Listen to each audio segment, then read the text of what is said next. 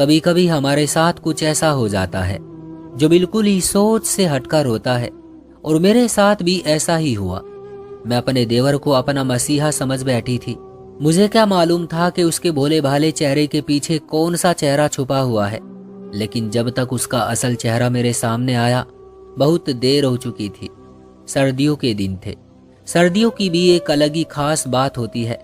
इंसान के मिजाज और उसकी ख्वाहिशों में ये मौसम बहुत बड़ा बदलाव लाता है। इस मौसम में जज्बात और मिलन की ख्वाहिश हमेशा ही बढ़ जाया करती है। मैं भी अपने पति की मोहब्बत में सर्दियों की ये लंबी लंबी रातें मोहब्बत भरी गुजारना चाहती थी, लेकिन सब कुछ बदल कर रह गया। मेरे देवर रजनीश ने एक दोपहर मुझे अपनी दुकान से कुछ कपड़े ला कर दिए, जो थैली में पूरी तरह से छुपे हुए थे। उसे कागज में इस तरह लपेटा गया था कि कुछ भी नजर नहीं आ रहा था। रजनीश दोपहर के खाने के लिए घर लौट कर आता था। मैंने हैरत से उससे पूछा कि ये क्या है, इतना छुपा कर क्यों लाए हो? मेरी बात सुनकर रजनीश के चेहरे पर मुस्कुराहट आ गई और कहने लगा, भाभी, मैं आपके लिए ये खास कपड़े लाया हूँ ताकि आप रात को ये कपड़े पहनकर मेरे भाई के पास जाएं। ये मेरी दुकान के सबसे महंगे और कीमती कपड़े हैं। रजनीश की बात पर मैं कुछ चौंक गई, क्योंकि उसकी तो अंडरगारमेंट्स की दुकान थी। फिर वो मेरे लिए क्या ले आया था? मुझे कुछ शर्म का एहसास भी हुआ और कुछ हैरत भी। रजनीश मुझे भला क्या लाकर दे सकता था? मेरे चेहरे के हाव भाव देखते हुए रजनीश कहने लगा कि भाभी, कल रात आपके और भाई के झगड़े की आवाज़ मेरे कमरे तक आ रही थी। मैं जानता हूँ कि भाई आपसे नाराज है, इसलिए मैं अपनी दुकान से ये खास कपड़े आपके लिए लाया हूँ। आप इन्हें पहनकर भाई को खुश कर दें। रजनीश तो कपड़े मुझे पकड़ा कर चला गया, लेकिन मैं सोच में पड़ गई कि क्या करूं। साथ ही साथ मुझे बहुत ज्यादा शर्म का एहसास भी हो रहा था। और फिर जैसे ही कमरे में जाकर मैंने वो शॉपर खोला तो मेरी आंखें हैरत से फैल गई। उसमें जो कपड़े मौजूद थे वो एक देवर कम से कम अपनी भाभी को तोहफे में तो नहीं दे सकता था। रजनीश मेरे लिए कैसे लाया था? शायद रजनीश ने मेरी और राजन की लड़ाई की वजह से ये कदम उठाया था। मैंने सोचा कि ये कपड़े पहनने में क्या हर्ज है। वैसे भी रजनीश ने मुझे ये कपड़े मेरे पति के लिए ला कर दिए हैं। पति पत्नी से कैसा पर्दा। और फिर मैं रजनीश की कोई बात नहीं टाल सकती थी, क्योंकि ये राजन का हुक्म था कि मैं उसके छोटे भाई की हर बात मानूं और उसे किसी भी शिकायत का मौका ना दूं। रात को जब राजन घर लौटे तो मैंने उन्हें खुश करने के लिए वही छोटे से कपड़े पहन लिए जो रजनीश ने मुझे अपनी दुकान से लाकर दिए थे। राजन मुझसे बेहद नाराज थे, लेकिन मुझे अपने सामने इस तरह देखकर उनका चेहरा खिल उठा। राजन ने खुशी से मुझे अपनी बाहों में भर लिया और कहने लगे, मधु, ये इतने खूबसूरत कपड़े तुम्हें किसने ला कर दिए हैं? इसमें तो तुम अफसरा लग रही हो। राजन के सवाल पर मेरी जान निकल गई। मैं उन्हें किस मुंह से बताती कि मुझे कपड़े किसी और ने नहीं बल्कि उनके भाई ने ला कर दिए हैं। रजनीश की नीयत भले ही कैसी भी क्यों ना हो, लेकिन उसका मुझे ये कपड़े ला कर देना बिल्कुल भी सही नहीं था। कम से कम ये बात मैं अपने पति को तो किसी भी हाल में नहीं बता सकती थी, वरना पता नहीं वो मेरे बारे में क्या सोचते। इसलिए मैंने राजन की बात का जवाब देने की बजाय उन पर अपनी मोहब्बत निछावर करनी शुरू कर दी। मैं किसी भी तरह राजन को मनाना चाहती थी, क्योंकि उनकी नाराजगी मुझे बर्दाश्त न थी। मेरे जज्बात के आगे वो खुद ही अपने सारे सवालों को भूल गए। उन्हें तो ये भी याद न रहा कि वो 2 दिन से मुझसे किस कदर नाराज थे और मेरी शक्ल भी नहीं देखना चाहते थे। मैं दिल ही दिल में रजनीश को शुक्रिया कह रही थी, वरना राजन जब भी मुझसे नाराज होते तो एक हफ्ते तक बात न करते। लेकिन आज तो पहली रात उनका मूड बेहतर हो गया था और वो मुझे अपने सामने इस रूप में देखकर सारी नाराजगी भूल गए थे। अगले दिन राजन हमेशा की तरह सुबह ही घर से निकल गए और रजनीश बाद में सोकर उठा, क्योंकि उसकी अंडरगारमेंट्स की दुकान थी जो सुबह 12 बजे के करीब खुलती थी। वो 11 बजे तक घर में ही होता था। मैं उसके लिए नाश्ता बना रही थी। वो पीछे से बावर्ची खाने में चला आया और कहने लगा, भाभी, रात आपके कमरे से किसी झगड़े की आवाज नहीं आई? लगता है सब कुछ ठीक हो गया है। उसके चेहरे पर एक अजीब सी मुस्कुराहट थी। मैं उसकी इस बात पर झेप खा गई और कहा कि हाँ, तुम्हारे भाई का मिजाज ठीक हो गया है। रजनीश कहने लगा, भाभी, आप मुझे भाई का पसंदीदा रंग बता दें, मैं आपको उसी रंग के खास कपड़े ला दूंगा। फिर देखिएगा भाई कैसे आपकी मोहब्बत में दीवाने हो जाएंगे। रजनीश की बात पर मेरा चेहरा शर्म से गुलाबी हो गया। मैंने रजनीश से कहा कि इसकी कोई जरूरत नहीं है, तुम्हारा भाई अब ठीक हो गया है। रजनीश अचानक मेरे करीब हुआ और आहिस्ता से कहने लगा, भाभी, आपकी नई नई शादी है, कुछ ही तो महीने हुए हैं, भाई को अच्छी तरह से काबू में कर लीजिए। ऐसा ना हो कि कोई और भाई की जिंदगी में आ जाए। वैसे भी भाई की पर्सनैलिटी और पैसा किसी भी लड़की को उनकी तरफ खींच सकता है। रजनीश की बात सुनकर मैं डर गई, क्योंकि वो तो 100% बात ठीक कह रहा था। मैंने भी तो राजन की शक्ल और पैसा देखकर ही उससे शादी की थी। मुझे सोचों में डूबा देखकर रजनीश कहने लगा, आप फिक्र न करें, मैं आपको एक से बढ़कर एक खास कपड़े ला कर दिया करूंगा। आप बस पहन लीजिएगा और फिर देखिएगा, औरत पति को काबू में रखने के लिए यही तो करती है। मेरी दुकान पर रोज ही ऐसी कोई ना कोई औरत आती है जो अपने पति की खुशी के लिए ऐसे कपड़े खरीदती है।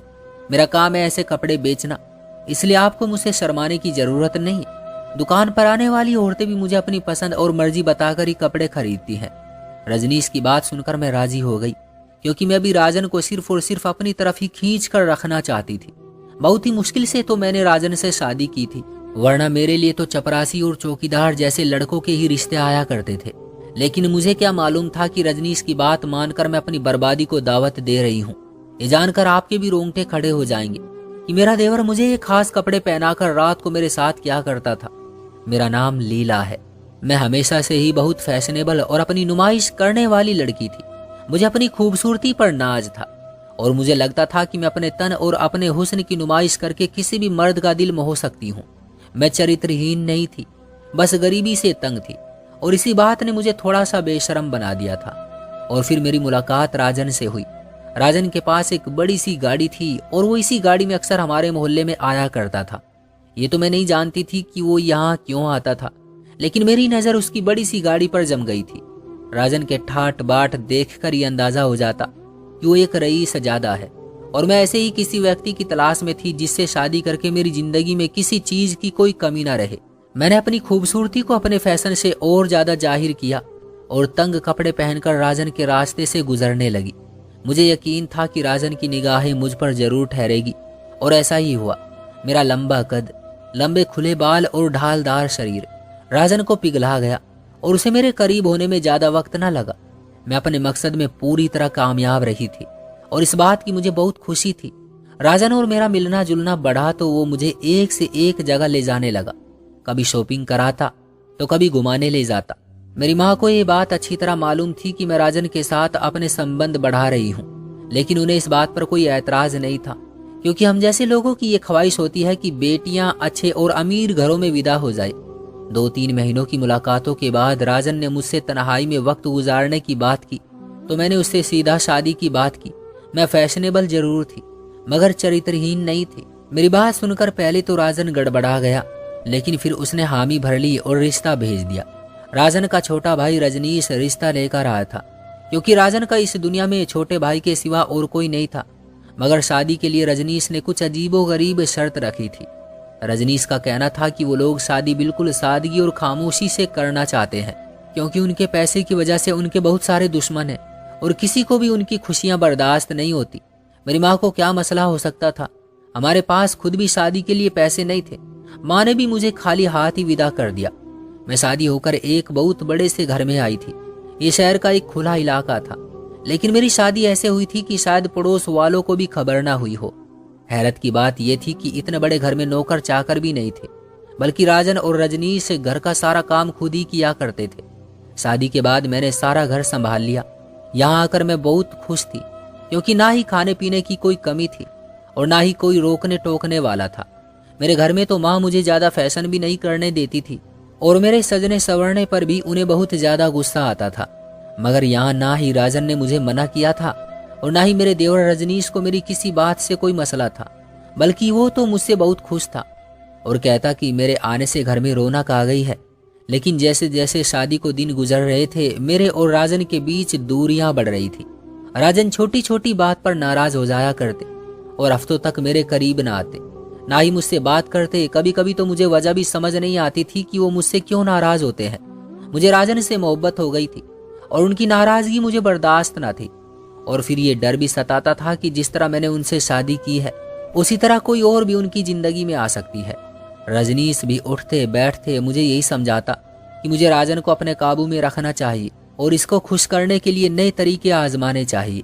वो मुझे कहा करता कि रात होते ही अच्छी तरह तैयार हो जाया करें, ताकि भाई आपसे खुश रहा करे। मैं रजनीश की बातों पर अमल करने लगी थी, लेकिन उसके बावजूद भी राजन मुझसे खुश नहीं थे। रजनीश और राजन के बीच बहुत ज्यादा फर्क था। वो दोनों न सिर्फ उम्र में छोटे बड़े थे, बल्कि आदत, मिजाज और शक्ल से भी एक दूसरे से अलग थे। रजनीश हमेशा हंसता मुस्कुराता, नरमी से पेश आता और मेरा बहुत ख्याल रखता, जबकि राजन छोटी छोटी बात पर गुस्सा हो जाया करता था। कभी कभी तो राजन सुबह सवेरे ही घर से निकल जाता और रात गए लौटता। मैं सवाल करती तो जवाब देने की बजाय गुस्सा करना शुरू हो जाता। अब तो हर रात ही हम दोनों के बीच किसी न किसी बात पर झगड़ा हो जाया करता था। शादी को 1 महीना हो गया था, लेकिन ऐसा महसूस हो रहा था जैसे शादी को सालों गुजर गए हों। राजन का रवैया न जाने क्यों इतना सख्त हो चुका था कि अब हमारे झगड़े की आवाज कमरे से बाहर जाने लगी थी, और झगड़े की वजह भी बिल्कुल ही मामूली सी बात होती। गुजरी रात भी मैं और राजन सिर्फ इस वजह से झगड़ रहे थे कि राजन सोना चाहते थे और मैं उनसे कुछ वक्त मांग रही थी। राजन के लिए मुझे वक्त देना तो बहुत ही मुश्किल हो गया था। मैं जैसे ही उनके करीब आती वो झगड़ा शुरू कर देते और फिर मैं खुद ही पीछे हट जाती। ऐसे ही झगड़ों की आवाज सुनकर रजनीश को मुझ पर तरस आ गया था और वो मुझे हर दिन ही नए नए खास कपड़े लाकर देने लगा था।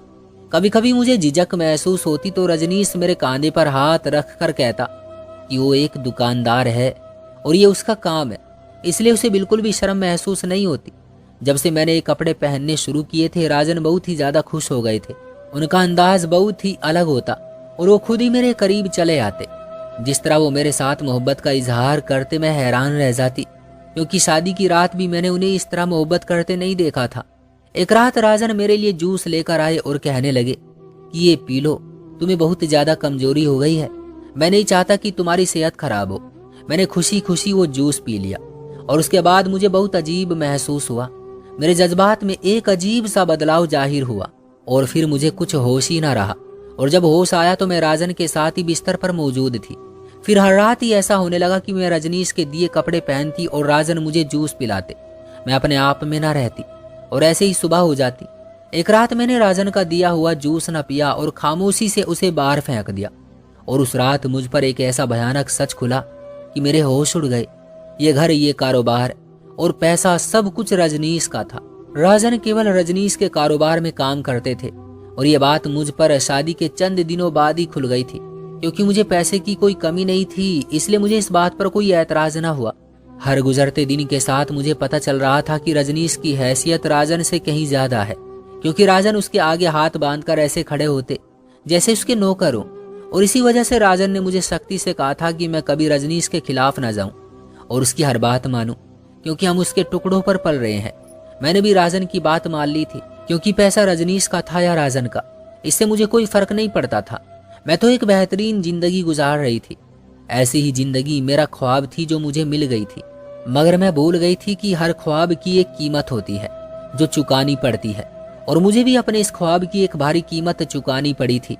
जिस रात मैंने वो शरबत न पिया, मेरी हालत में ज्यादा बदलाव जाहिर न हुआ और मैं अपने होश में रही।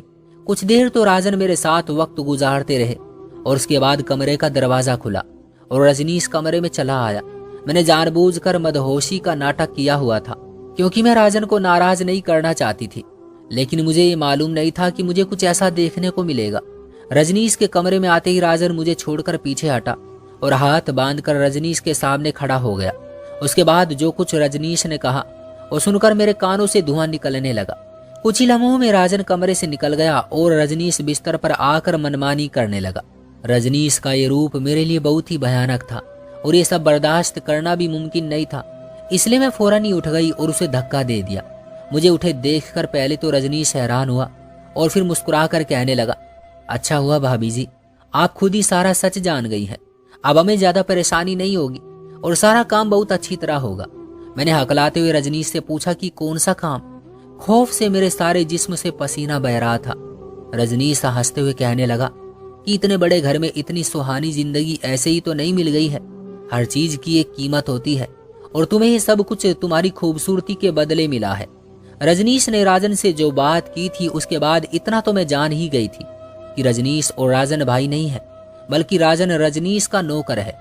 वो रजनीश का ड्राइवर है और सारा दिन उसी के कामों से घर से बाहर रहता है। मेरे साथ भी वैसा ही बर्ताव करता है जैसा रजनीश चाहता है, लेकिन रजनीश जिस काम की बात कर रहा था वो मुझे अभी भी मालूम नहीं था।